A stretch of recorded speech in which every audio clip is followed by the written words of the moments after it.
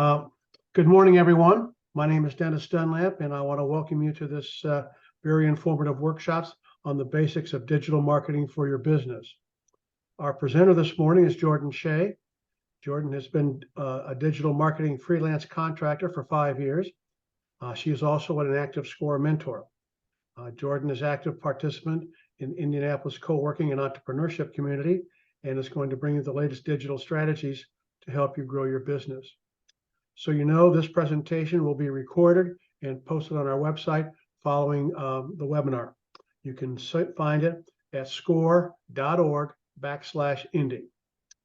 At the completion of our program, there'll be information on how you can sign up to receive the services of a SCORE mentor. The sign-up process is very easy. There's also a QR code you can use to get signed up. Once you sign up, you'll be contacted by our intake coordinator, and she will set you up with an appointment. And so you're also aware all the sessions with SCORE mentors are free for the life of your business. So now I'm going to turn the program over to Jordan. All right. Good morning, everyone. As Dennis mentioned, in my day job, I work in digital marketing. I'm a full-time contractor. So kind of digging into digital marketing as an overview for marketing your small business. So as we go through this morning, we do kind of have a big crowd registered. So I'm going to ask you to lean into the chat function that Zoom offers. So if you have any questions that pop up, or if I get too far into jargon, please feel free to ping me in the chat. Let me know. I don't want this to be a boring seminar where you just sit and listen to me for an hour straight. I'd like you to be able to get some direct feedback as we're going through these slides. So do not hesitate to use the chat function here. So getting started, I really want to explore the fact that you're business owners and you don't have a whole lot of time. There's a lot of hats that you have to wear when you're managing your business. Some of them you don't enjoy, which may be marketing, and some of them you love, which may be marketing. I definitely understand both sides of the coin. So whether this is something you really enjoy doing and you want to get savvier with it, or if it's something that you really feel like you just kind of want to be able to check some boxes, today we're going to go over the different aspects that encompass digital marketing, some of the key words that you're going to want to be familiar with, resources that you're going to want to take advantage of, and different strategies and tools that can be used based off of the style of your business, products and services, brick and mortar, e-commerce, things like that. So when we take a look at what is digital marketing, it's a pretty broad term. A lot of folks may think that, oh, it's just Facebook, oh, it's just your cell phone. But digital marketing really encompasses everything from email to your website to a customer relationship management tool, something like Salesforce, to custom apps or white labeled apps that you may have purchased or be using currently. So really, there are a lot of different aspects to what incorporates digital marketing, and you do not have to appear on all of them to be successful. However, there are definitely some key components that you need to consider when you're picking and choosing which platforms and digital avenues you want to spend your time, money, and effort in. Time is money, so obviously being savvy with which one do you use. So I'd be really curious for those who are in attendance this morning, if you don't mind dropping in the chat which platforms or avenues you're currently using that are listed on this current slide, or maybe some that aren't listed that you're curious about. Give you all a few moments to do that.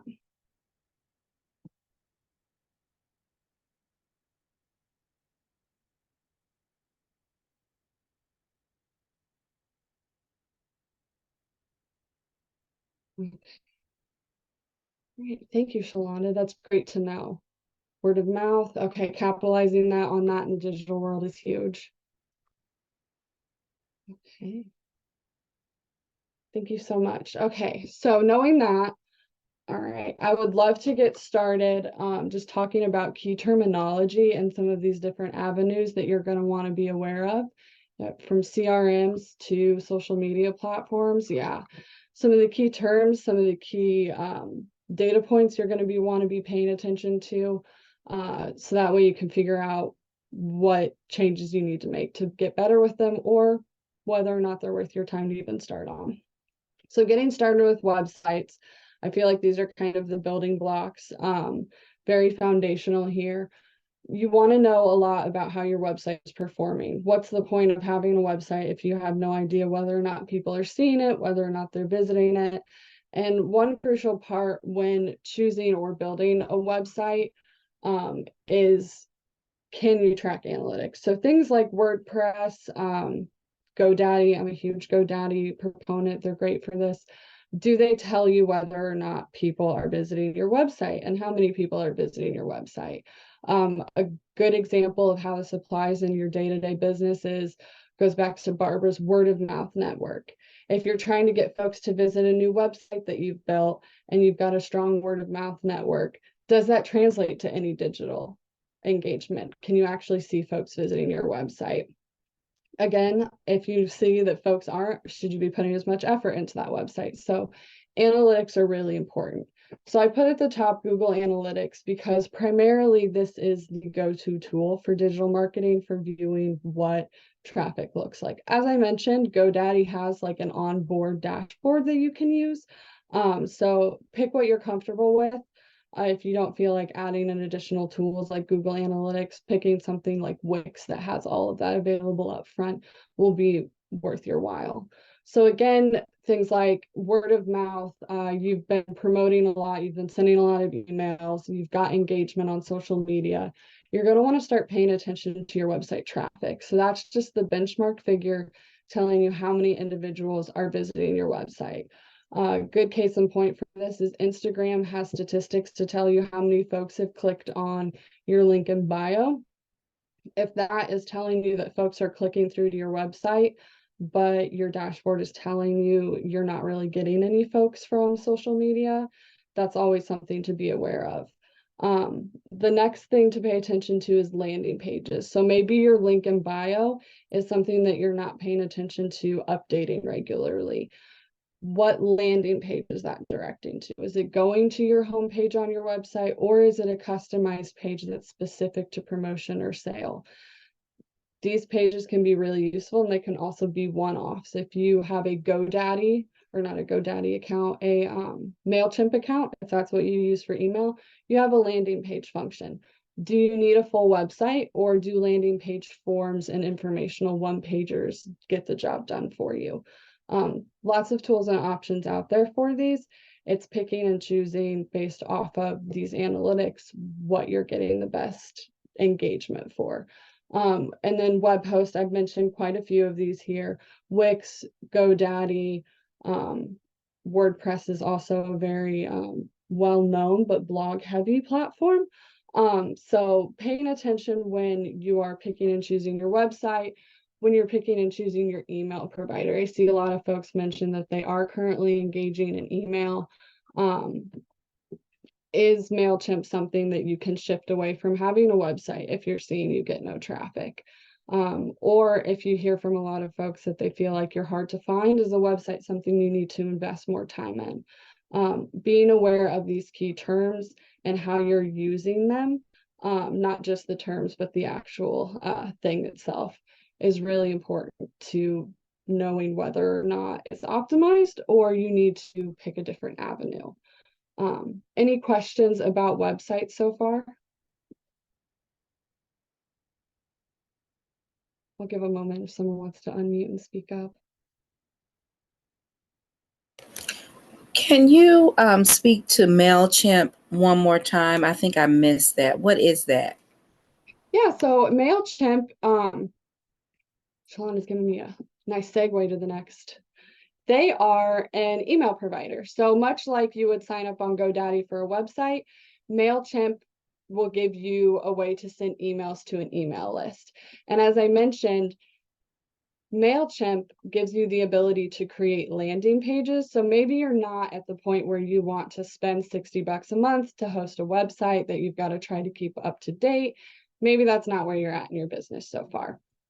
You can choose programs like MailChimp to have a very low cost, free email management service that also has landing pages built in where you can create one-page websites essentially describing your product and services.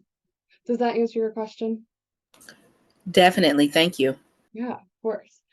So similar to your website, picking and choosing whether or not you want to spend time or effort there really goes down to, examples for web hosts.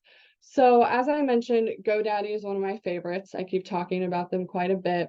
Wix is also quite popular, especially if you're doing any sort of e-commerce. If you have a point of sale like Square, they also provide websites that you can build those off of. When you are shopping around for web hosts, there are a couple of things that you're going to want to keep in mind because costs can add up with websites. I always try to warn small business owners that web hosts, I'm trying to think of who's most guilty of this, and WordPress comes to mind. They will give you a website. They will charge you a little extra to have your own domain for it. And then they will continue to charge extra for other plugins and things that you want. So really pay attention to how much does it cost me to just have a basic website? Am I limited to number of pages? Does the monthly cost only account for a promotional period? Will that cost change for me? And then what is the cost of having my domain and then using it with this web host provider? Websites can be cost intensive. They can also be very cheap and very simple. That's why I continue to mention sites like GoDaddy and Wix, because they really offer user-friendly, low barrier to entry websites that don't require you to have a Square e-commerce sales point or things like that. Does that help, Alyssa?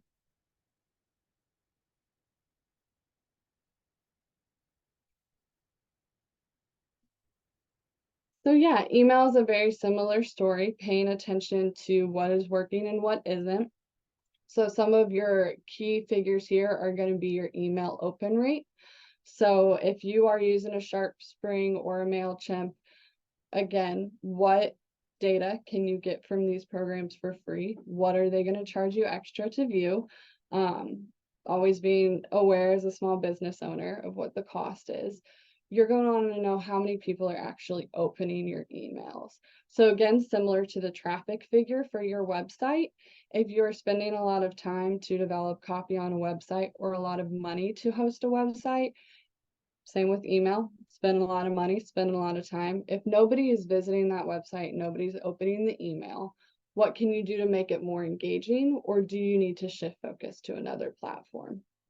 Secondary to open rate is the click rate. So once you get folks to actually open up that email, are they going to the website? Ideally, you would see a strong click rate and a strong traffic number for your website if these channels are working well for your business. Unsubscribes is very similar and very familiar to folks unfollowing you. Always paying attention to that. It's a good signal for whether or not the content in your email is valuable.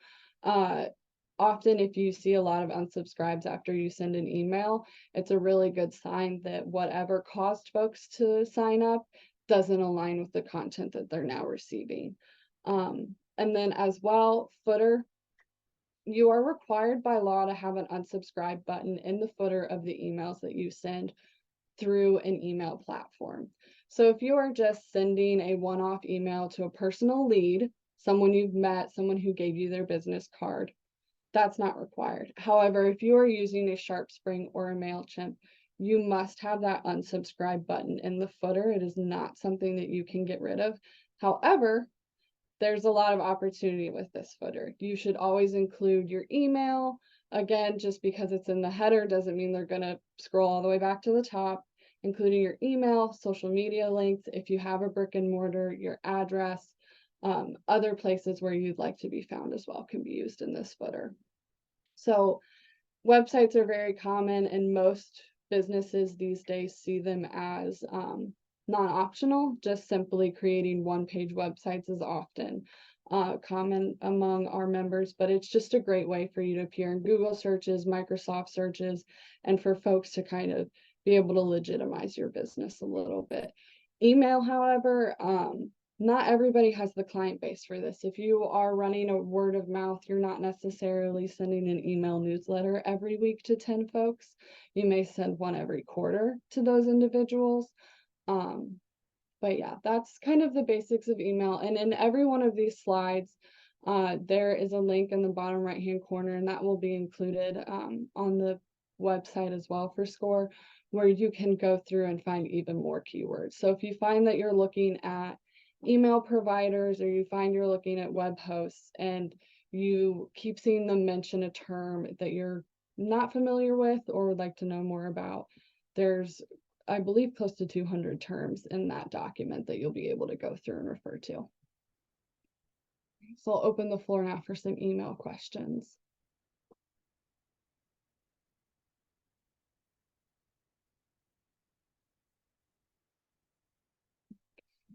All right, so then moving on to our social media glossary. Small business owners, I feel like, can really get bogged down in social media in particular and prioritizing, while also being unable to get a lot of clarity with where they need to appear on these platforms. So whether you think you need to be on Facebook, Instagram, TikTok, again, it's just a game with all digital marketing. Where's your audience actually at? Are they engaging with you where you're appearing at, or are you even paying attention to whether or not they're engaging with you? So some of the basic terms for tracking the success of these platforms: your engagement rate. So this includes likes. Some folks like to include comments as well. So some platforms automatically do this. Some require you to do it manually. Also, depends on whether or not you have a business account on these platforms, which I highly recommend switching over to for analytics' sake. But the engagement rate determines whether or not your audience is actually paying any attention to what you're doing. So the average figure for this is average post likes divided by your number of followers is your engagement rate. This, again, you can add in comments if you would like to this. You can add in shares. Pay attention to what each platform does differently. But again, this is just a base figure for whether or not folks are actually clicking. If you consistently are getting like a sub 1% engagement rate, it's not a platform really that your audience may be in, or you still have to do some work to find your audience on that platform.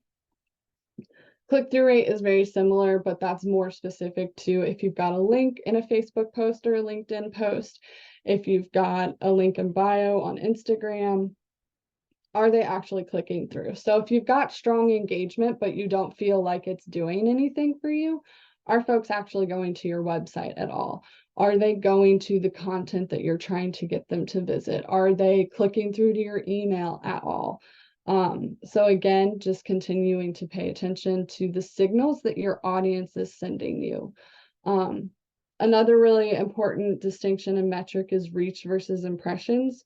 Reach is number of individuals. Impressions is number of times your content has appeared. So impressions is often going to be significantly higher than reach because it can appear in the same feed multiple times. Whereas reach will tell you how many individuals saw that piece of content. So again, it's really important to pay attention to, is your content stuck appearing to the same 75 people? Are you able to get content in front of anyone else on that platform? What can you do to start branching out to connect with folks who may actually want to engage with your content? And then also, I always recommend doing a little cursory search on what the demographics of the platform you're spending time on are. A lot of folks will get bogged down in Facebook's a default. I'm just going to create a Facebook business page and that's what I'm going to go do. Who is actually consuming your product, be it word of mouth or an e-commerce website? What do they look like? What is their age? What's their demographic data? Align that with the platform that you're appearing on and the type of content that they are consuming. That may be Facebook. It may be email. It's really important to meet your audience where they are, because as a small business owner, you do not have time to consistently put content out on platforms that folks are not listening to you on. It is important to appear in certain platforms, to have an online presence. That is just a brand safety and a brand trust thing that is required by consumers these days. However, you're not required to spread yourself incredibly thin trying to produce content that no one is consuming. That is not a requirement of owning a business. You serve your clients much better by sending them meaningful communications. And that lends itself to post frequency. So your audience may not be engaging with you regularly on Facebook or Instagram or your email. What is the cadence with which you are doing these things? I've got a link here in the deck that will also take you to kind of some of the best practices platform to platform. That information is a quick Google search away. It is heavily studied. So if you feel like you're beating your head against the wall on when to post on LinkedIn and how often, ask Google and Google will tell you. But again, maybe you just need to post once a month on Facebook so people know that your brand is real, you own your brand and you own your company and it's active.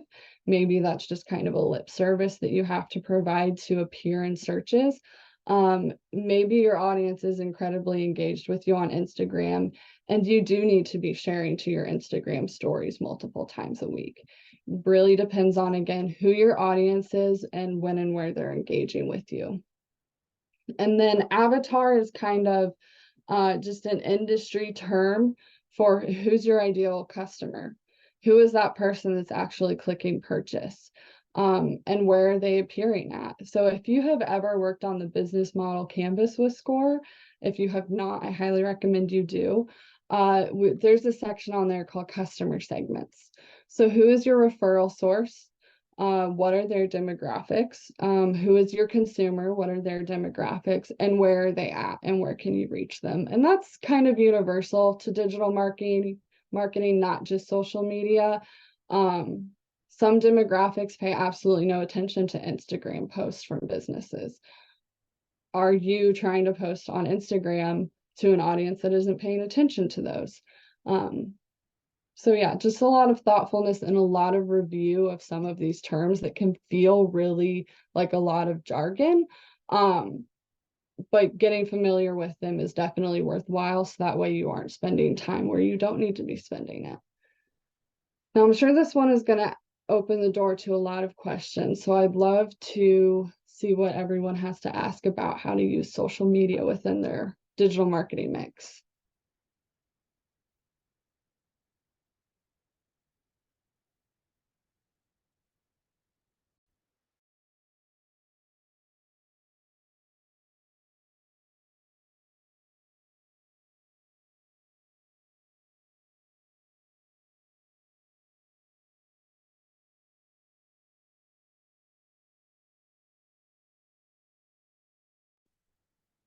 Okay. We're going to head into a couple other basic terms. So a couple folks mentioned that they're working with these in the chat. CRM, customer relationship management tool. If you are in the central Indianapolis area, I'm sure you're incredibly familiar with the biggest one in the market, Salesforce. If you haven't, I highly encourage you to check out their logo on top of the tallest building in the state. But yeah, so whether or not you have the money for a Salesforce platform, a customer relationship management tool of some sort is incredibly beneficial to business owners, especially as you start utilizing emails, any sort of contact list, or you're formalizing sales. So whether you've got employees or you yourself are trying to develop a more solidified sales workflow, customer relationship management tool is going to do a lot of things for you. It's not only going to track their first, last name, and their email. It's going to allow you to assign tags to that individual. What particular services are they interested in? Are they a referral source? Are they in a particular industry you're looking to branch into? As well as that, you can tag current active customers, former customers. This allows you to start sending customized emails, so that way you're not just sending the same sales email to folks who are not interested in sales. They may already be existing customers and you're pitching them a product they've already purchased. A CRM allows you to avoid doing those sorts of things. MailChimp is, again, a very low entry tool that kind of mimics a CRM. You can use it heavily as a CRM. But again, these can get pretty expensive. So if your audience is not engaging with you in email, if you do not have a dedicated sales force or sales team, CRM may not be in your budget right now. Unlike a CRM, planning softwares are abundant and free. So Meta has their own. They have Creator Studio and various other scheduling opportunities that allow you to kind of plan out content and schedule them in advance. You can also use third-party apps that allow you to include links. So you can have a piece of content that's scheduled to go out, and then when it does, it updates your link in bio to include the link to the piece of content that post refers to. So I highly recommend looking into these. There's all sorts of basic ones like Planoly, Later, but again, a lot of platforms now have these tools built in. So this allows you to just sit down at the top of the week, the end of the week. I need to post on these platforms, my once a month post on Facebook, and you can schedule those out in advance. All right, sorry, Tiffany, let me get to you. I do not recommend shooting with a shotgun with any form of digital marketing. You will quickly discourage yourself, I find, more often than not. Start with a data-informed approach. You know who's consuming your product or who you think wants to consume it. Figure out what platforms they're on and start providing them meaningful content there. So that may just be Instagram and TikTok starting out, and you leave Facebook, Twitter, Blue Sky, everything else to the wayside. Completely viable strategy for you to approach with.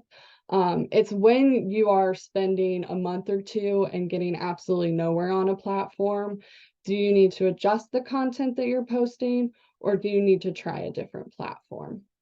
So then it's, as a business owner, assessing, what do you have the time and energy for? Maybe you just want to take what you've been posting for 2 months on Instagram and reschedule all of that content on TikTok. That is absolutely possible. I've seen folks who have taken 6 months of content that they've posted on Facebook and just repurposed all of it for LinkedIn. So work smarter, not harder. But yeah, shooting with a shotgun and just trying to do everything at once, like drinking water from a fire hose, it's going to be really difficult to figure out what's working. Does that help?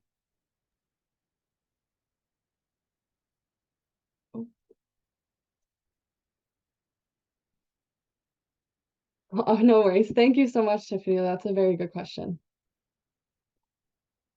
All right. And then the last little note I have here is B2B versus B2C. Very similar to your avatar. Maybe even before you ask yourself about who your ideal client is, are you marketing to other businesses and other business owners, or are you marketing to consumers? Because that is also going to drastically change what platform you appear on. I'm sure you've heard me talk about LinkedIn quite a few times here, and you're thinking, I maybe have never considered posting on LinkedIn as like a marketing strategy for my products and services. If your consumer is primarily business professionals, maybe you should be posting on there a little bit more. Maybe when folks get on Facebook to engage with their friends in their community, they're not in the mindset to receive the products and services that you're selling them. What platform are the consumers more likely to be in that mindset? So always important questions for you to be asking when you're picking and choosing your platforms and your channels for reaching folks. All right. So I'm going to dig a little bit into what a digital marketing strategy and web can kind of look like for different businesses. There's a bit of an interactive portion as well for us to go through.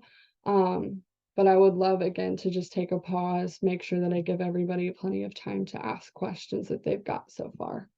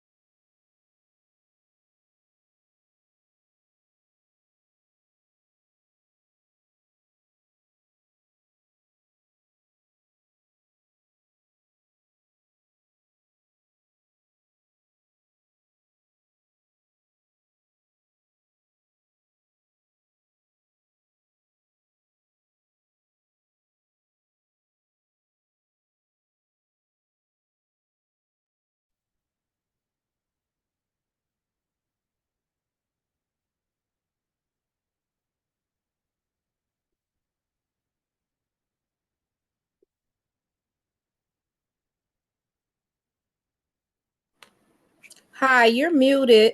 We can't hear you. Thank you. I really appreciate that. All right. So impressions, again, going over that one really quickly. That's the number of times your content is viewed. So think of that like billboards, thinking of traditional media. When those are marketed or thought of, they typically talk about the number of times cars are driving past that and see it.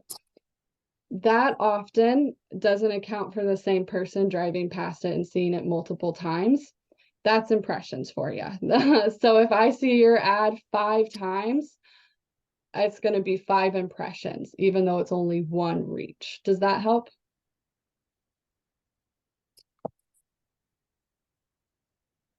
Okay. All right. And then define A/B testing. And I'm not sure which comment on usefulness you're referring to. But A/B testing is a tool we use often in marketing for comparing 2 things and figuring out what differences between them the audience likes the most. So an example may be you take one piece of content and you post it on Facebook and you post it on Instagram. You are A/B testing which platform that content performs best on. So another example of that may be different types of messaging. So are you testing whether or not you address businesses on LinkedIn? Are you testing whether or not they prefer to be addressed with formal titles, so formal licensures, or if more informal jargon resonates better with your audience there on that platform? So in that instance, you're A/B testing copy. You can do that as well as on an email.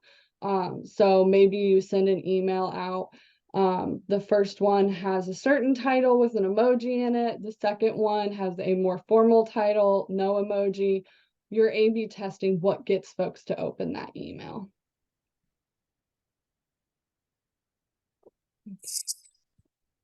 And then usefulness for email. Like all of these platforms, it's figuring out how your audience actually is going to be engaging with you.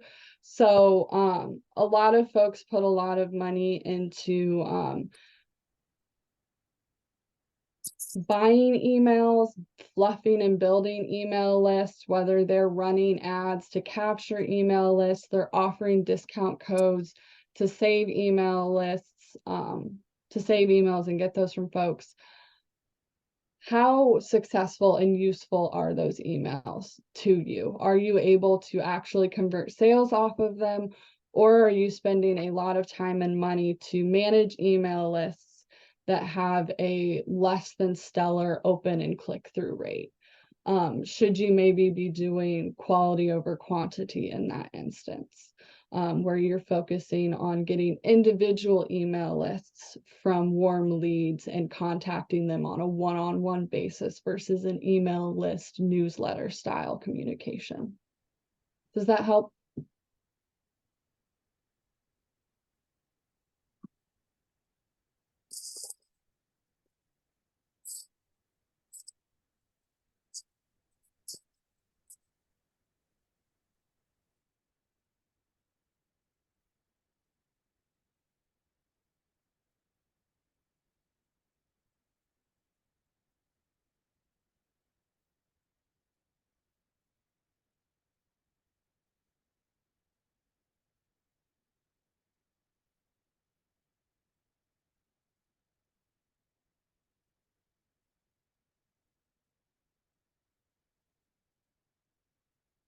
All right. So diving back into what builds a digital marketing strategy for a business. I'm going to start with kind of the default digital marketing strategy for a lot of small businesses. Um,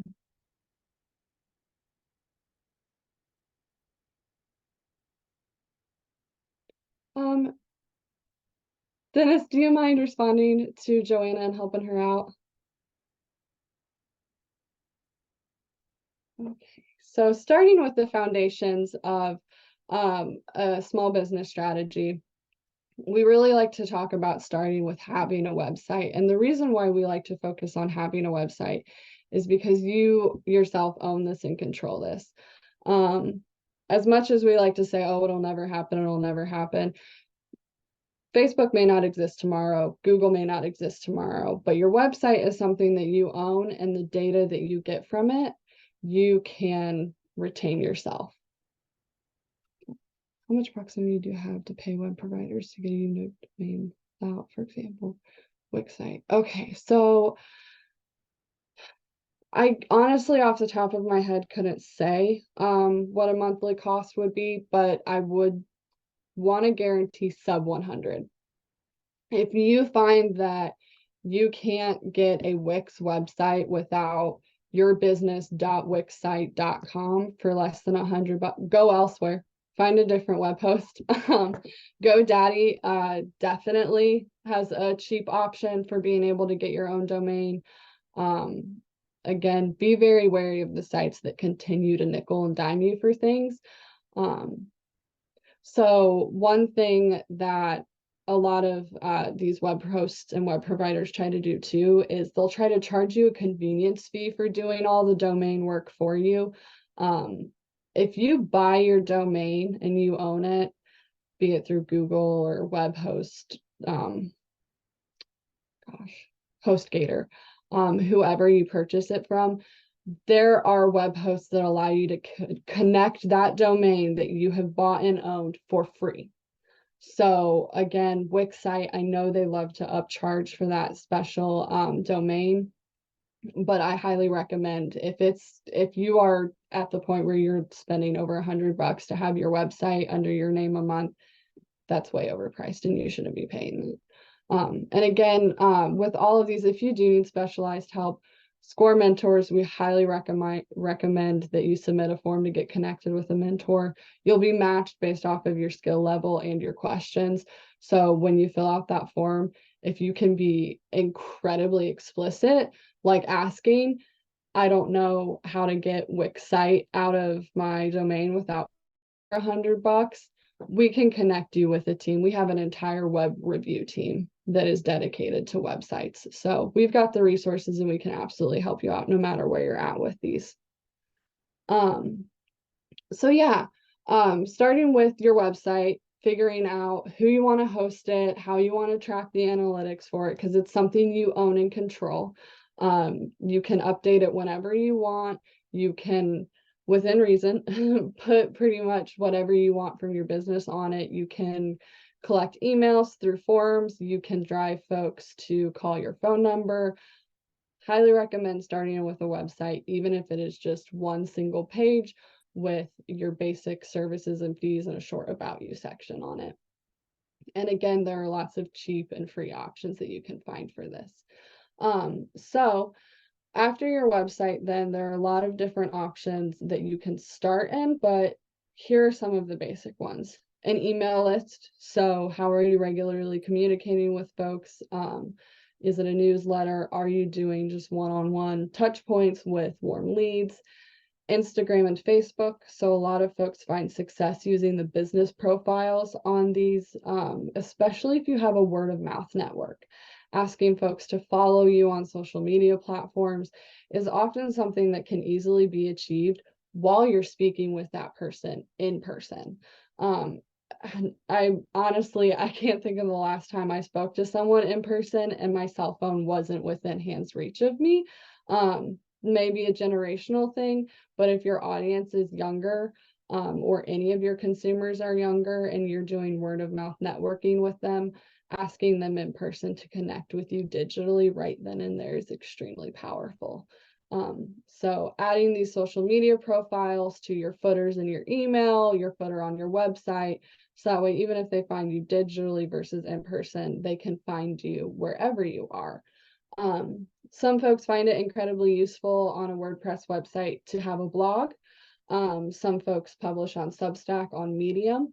If you are a professional selling to other professionals who has heard of the concept of thought leadership or posts on LinkedIn with thought leadership or authority in mind, Creating content that is longer form and more thoughtful for you may be a value add. It may be something that you like to be able to link to or send in an email newsletter to your consumers. So blogs may be something you consider. Very in tandem with a website is Google Business or Microsoft Business profiles. These help rank you higher in search algorithms. So if people are going to Google to look for your service or your name, really important that you kind of play the game that the biggest search engines are playing. And one of those is creating these business profiles. So what do those business profiles entail? The very basics of your business, the name of it, the phone number for it, the email for it, the website for it. If you've got all of that, you are absolutely golden. And the search engine is going to start to recognize you and promote you to people a little bit higher. The reason why address is important is because it's going to tell the search engine what audiences and what areas are going to be most interested for you.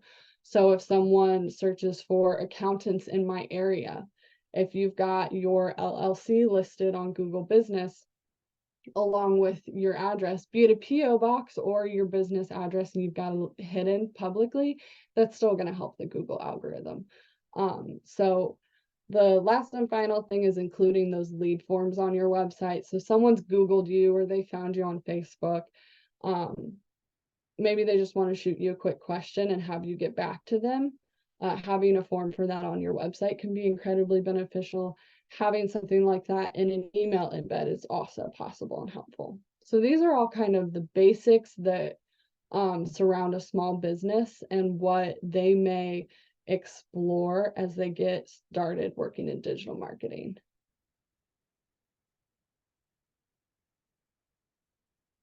Yes, you can hide the address. So I've done the whole rigmarole with getting a PO box and paying for that. There's a lot of value into that. If you are sending and receiving a lot of packages, I don't discount the value in that.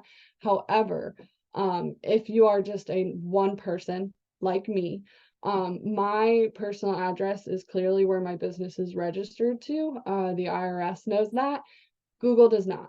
So my Google business, my Google profiles, I've got all of that information input. Google has verified my business. It is not listed publicly. So in that case, in that instance, when people go to search for you, Google knows. Google is going to say this person is in your area, but a pin isn't going to show up on Google Maps with your home address on it. They're not going to be able to like click location and get directions to.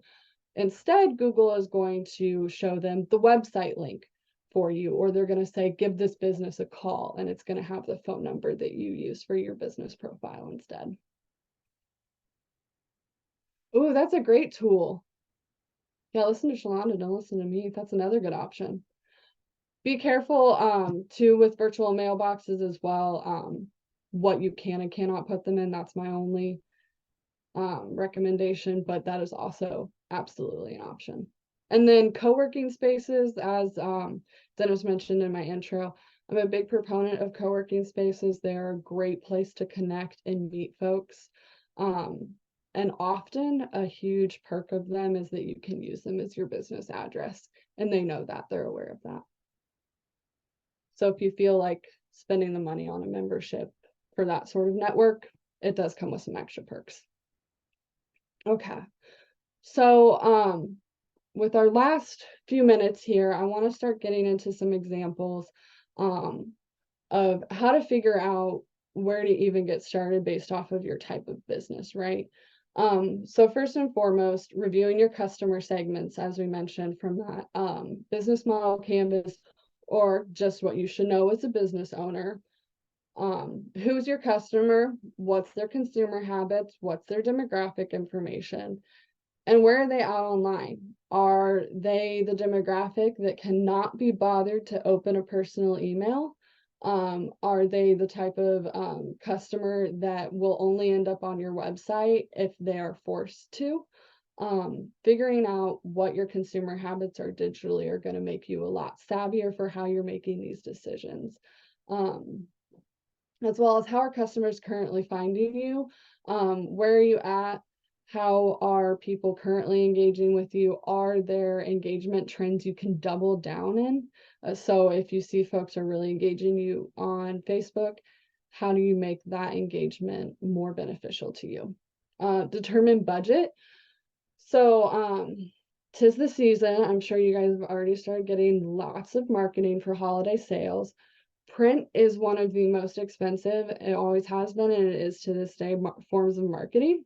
So if you've ever considered spending money on a direct mailer or something like that, there are a lot more opportunities in the digital world for you, as well as when I think of booth space. I know a lot of folks are, maybe I'll get a booth at the local farmers market or something, see if I can drum up some attention there. Never discourage trying new avenues. However, if you're really worried about how beneficial that money is going to be to get that booth, digital has a lot of options. What are you willing to spend? And if you have nothing to spend, what are the best tools available to you? Like I mentioned, MailChimp is a free email service provider that also has low cost.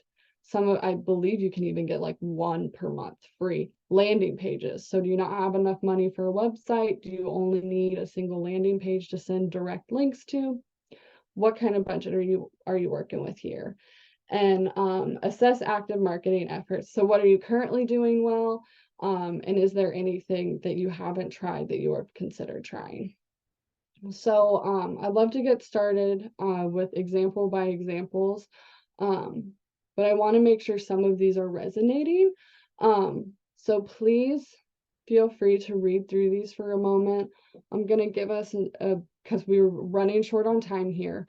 I'm only going to give us 2 or 3 minutes. Put in the chat whether you want to go over a business like 1, 2, or 3.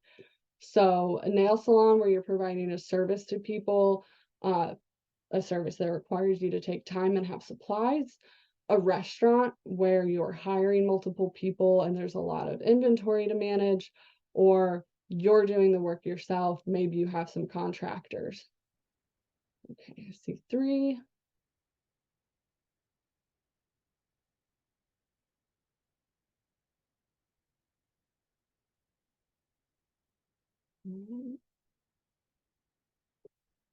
Anybody prefer going over an example other than number 3?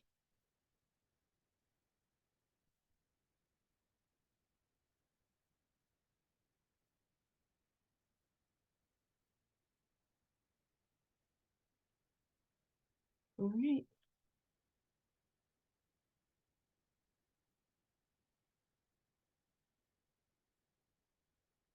All right. So you've just started making a business, or you've just started your remodeling business and you've got a website. You've got that coveted URL, you've got something built. How do you get people to go to it? Are you spending money on it? Are you sending people directly the link through email? Is this website and how is your business going to get in front of people? So first and foremost, our first step is going to be reviewing our customer segments, right? Where can customers be found online and how are they currently finding you? So you've got the website, whether you have clients or not, you should be able to track a little bit of data, whether or not people are clicking to your website. Let's start with the zero game. You've got this website, but you've got no clients and you've got no one visiting your website. Where do we even start, right? Let's start with 0 budget. So we've got a URL, but we don't have much else. The first thing that I would highly recommend here is creating that Google business account. So highly recommend creating your Google business account and profile. So you've got a URL that you can send folks to. Ideally, because you've got that set up, that also means you've got a phone number and email that you're using for folks to contact you with. Google Business and the parallel account on Microsoft Business. Those are free tools that are going to help you appear and rank higher in Google and Microsoft searches without you needing to know what SEO means. If you heard me say SEO and you meant what, Google Business. Google Business is going to help folks find your website faster and easier without you spending any extra money on top of what you're spending on your website. This is an opportunity for folks to find you better in search. So other free opportunities that I highly recommend, let's ask that question again. What's our customer segment? Who are we dealing with here? Well, home remodeling often entails owning the home. Bless the heart of any renter that's remodeling their rental property. So they're homeowners. That honestly tells you a lot about what you need to know about your audience. That's going to tell you a decent amount about their age, the stage of life they're in, how much extra income they have to be spending on these products. And knowing all of that information, you can go over to Google and kind of pair yourself and your style of business with the platform that you want to be on. So if you're looking for elder millennials that maybe have 1 or 2 kids, but their family may not be expanding too much more, you may be talking to them primarily on Instagram. You may be having to create kind of reels and things like that to promote your website to that audience. You're going to really utilize the link in bio function. So Instagram still only gives you 1 link in your bio. I believe you can get up to 3 if you have a business profile now, but that is how that social media platform will serve getting folks to your website. You do have to then start spending the time, not the money, but the time to get and find that audience and get them to engage with you on social media to drive them to your website. It's not a quick win. I definitely think a lot of folks think they'll post 1 reel and go viral and people go to their website and that's the end of it. But you may start to experience folks sending you DMs and completely circumnavigating your website. That's a great data point for you to observe. More traditionally, if you're looking for an older audience, homeowners that may be in their final home, their forever home, and they're looking to kind of renovate it for comfort as they start to bring, grandchildren back into the home, Facebook's really going to be your place. And you can share links directly in your posts there. So Facebook used to, not so much anymore, discourage outside links, but because it's so useful to small businesses, they've kind of backed off of that. So you can create content that drives folks specifically to your website. The key there is consistent. What is the value add? What is the reason for driving folks to your website? And is it something that they can get elsewhere? So if you were trying to get folks from Facebook to go to your website to submit a form, you have an easier time just getting them to send you a DM on Facebook. So then it goes back to, if you start getting a lot of DMs on Facebook and that's how people are primarily contacting you, is the website as valuable as it could have been or should have been? So those are just a couple of ways after you've looked at. I don't have a whole lot of money to put more into this, but just being really savvy about thinking about where your audience is and how you can reach them. Again, a blog may be a reason to create content and drive folks to your website. So maybe you tease a DIY hack on one of the social media platforms and the full steps are on your blog. And if they can't figure out how to do the DIY, they're just going to contact you off that form on your website. So Facebook Marketplace, yes and no. It does have a very interesting you have to think of what is the consumer perspective of Facebook Marketplace. You can find good deals on there. That's what folks are looking for. They're looking for a really good deal. So a lot of those promotions or sponsored listings that you see where folks will post their creation in Facebook Marketplace and they'll promote them. And so alongside someone listing their old desk for $10, you've got a beautifully crafted $300 handmade whatever.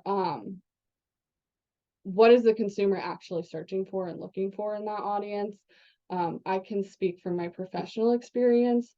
The conversion rate off of those is pretty low when you start spending money to promote on there. But again, it's definitely price point dependent. and who your consumer is. But for driving to your website, definitely not. I do not believe that you could get folks from Facebook Marketplace to a website. They would be looking to convert and complete the sale there within Facebook. Does that help with the main questions that you had with number 3, having a website, not having a lot of traffic, and figuring out how to get folks to start actually visiting that website?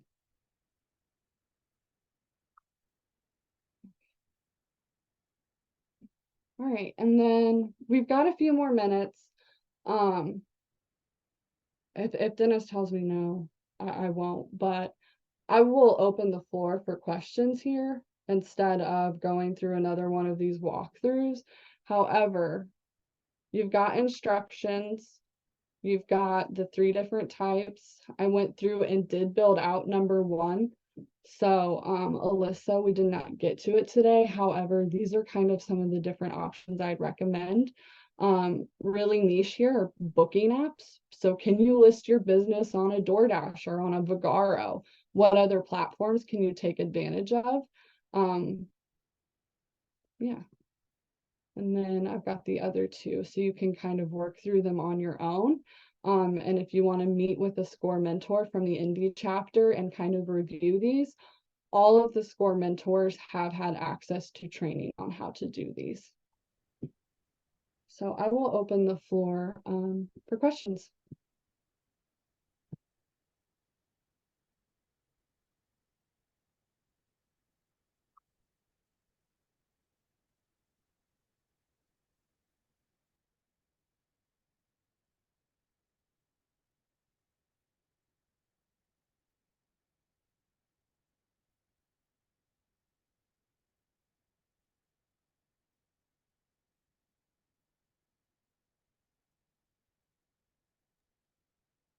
Dennis, would you like to walk them through? Oh, yep, go ahead, Tom. Hi, Jordan. Good job. Thank you very much. Thanks, Very Tom. valuable information. Yeah, I got a question for you that I am curious about as it pertains to open rates. Mhm. So I use Microsoft Outlook for my email, like many people, and like many people, I assume. I also use the preview function.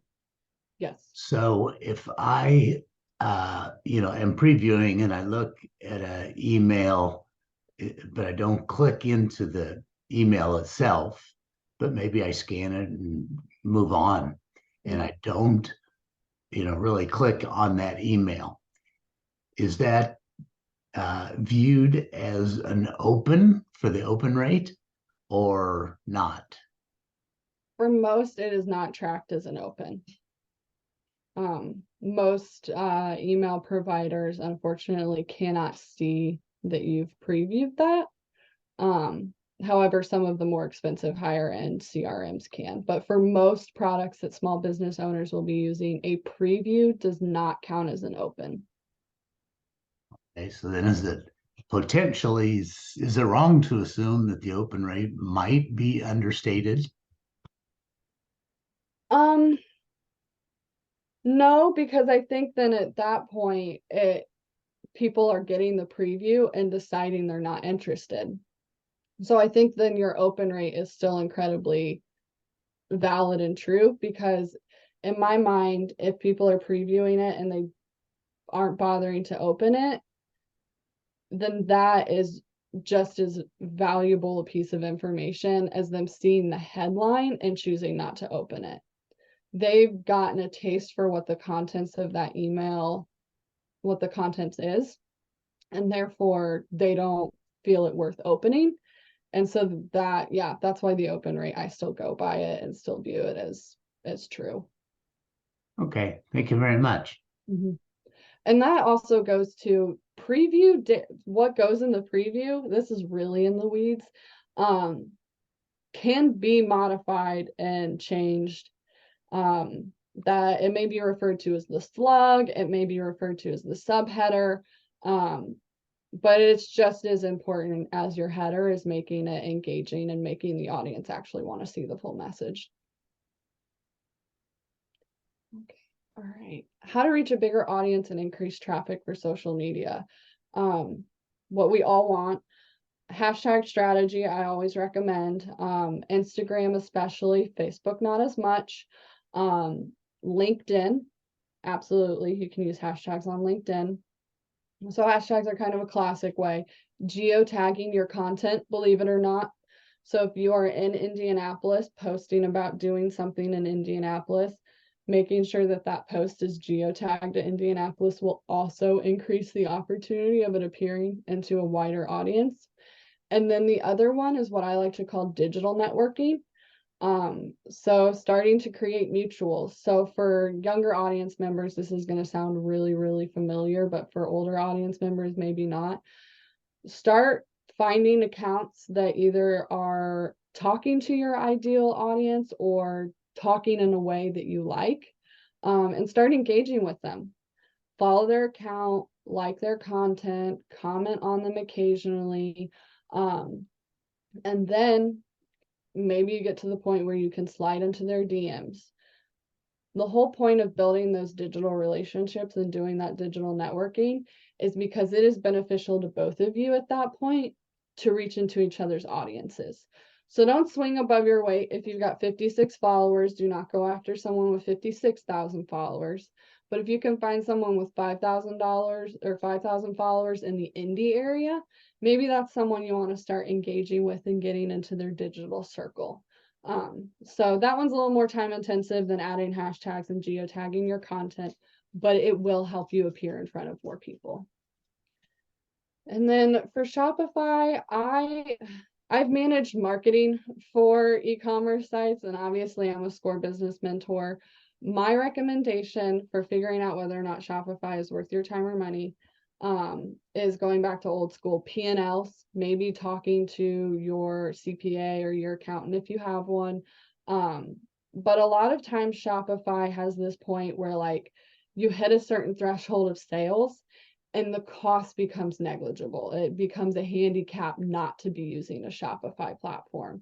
But for smaller businesses that maybe don't have the sales where you've crossed through that threshold, you may be looking at a big cartel instead, something that's got a little bit cheaper and more payment options at different price points. I know most of my clients have moved away from Etsy because of the cost.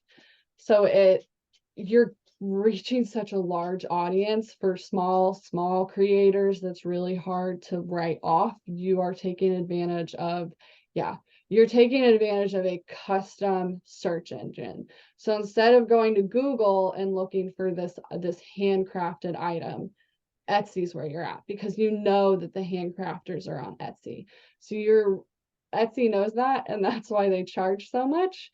So it's really, again, doing a P&L, figuring out how much are you earning off of these products versus how much is it costing, because eventually that loss isn't just going to be the materials to make the product, it's going to be Etsy's fees. And then it's, oh, do I also need to have a Square? Yeah, you may just want to go straight for a website of your own. And somebody else mentioned a Wix site. I know a lot of small creators that use Wix and Big Cartel. I want to make sure. Those are some really cheaper options that I know a lot of folks have looked into that you can also look at. But once you start like searching for these too, you're going to find a lot of articles where people are like, this is the cheaper option. You can go with this platform and consider those and just do your research. Get reviews from other small business owners. People love to complain. So if there are a lot of complaints about one, don't go with it. Yeah, of course, Joanna. Any other questions?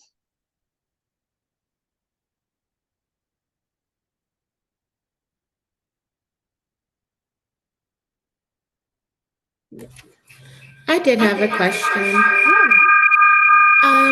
So how big of a part does the way that we communicate with our customers as far as engagement go into their response to that engagement? And are there any tools or resources that we can use to learn how to communicate with our customers to bring in more engagement? Yeah. So are you referring specifically to like the tone in which you're engaging with them?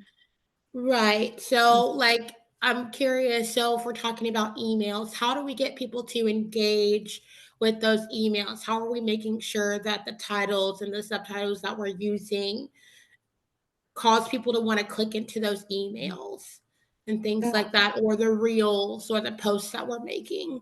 Yeah, so there are a lot of resources out there that kind of summarize these things for you. Um, so I don't want to like go through and just kind of, like, well, this is all the best principles we follow currently because they're constantly changing. But if you're wondering, do I need to put an emoji in this headline to get people click? Is there a word count that I should be keeping all of my emails under to actually get people to get to that button to click through to my website? Most of those things are pretty heavily studied and tracked, so you can find pretty easy answers to those. But there are a couple of outlets that do it better than others. So later.com is one of my favorites. They provide anything and everything from whether you're trying to figure out, is spending my time on creating a carousel post going to get people to actually click? They've got a blog for that. And each and every one of the platforms usually has a search function that you can go through. So kind of, Tiffany, just like how you asked me, what's going to get folks to click on my email, there's going to be a blog or two out there about that. It's just finding one that actually makes sense to you. So that way you don't end up ending up on a blog that just absolutely doesn't explain anything to you. Or you could sign up to work with a SCORE mentor and we'll help you workshop your emails. That's SCORE mentors will do anything and everything with you, honestly. If you want someone, you're like, I'm sending out my first email newsletter and I don't want to make a fool of myself, a SCORE mentor will read through it with you and will give pros and cons, best case, worst case, best practices, all those sorts of things. So if you really want some one-on-one review of things like that, I highly recommend signing up with a SCORE mentor. Awesome. Thank you. Yeah, of course. If you're talking to a younger audience though, emojis in the header, good choice.